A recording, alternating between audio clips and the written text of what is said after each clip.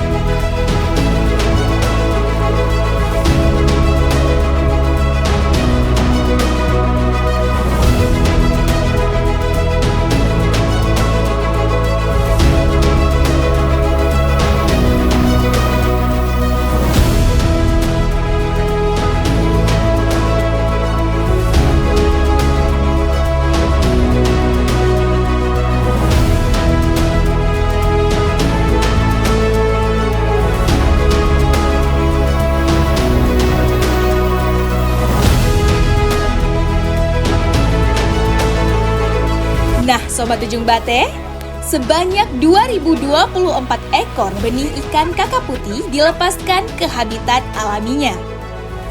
Kegiatan ini bertujuan untuk melestarikan sumber daya perairan laut, menjaga keseimbangan ekosistem, dan mendukung keberlanjutan perikanan di wilayah tersebut.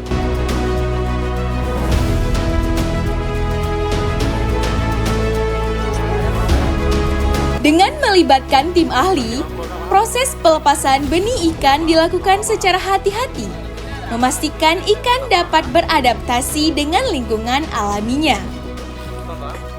Sinergi lintas lembaga juga menjadi kunci kesuksesan program ini. Kegiatan ini disambut hangat oleh masyarakat setempat yang berharap program serupa dapat terus dilakukan di berbagai wilayah pesisir Aceh. Dengan semangat Hari Nusantara, mari bersama menjaga laut sebagai warisan bangsa.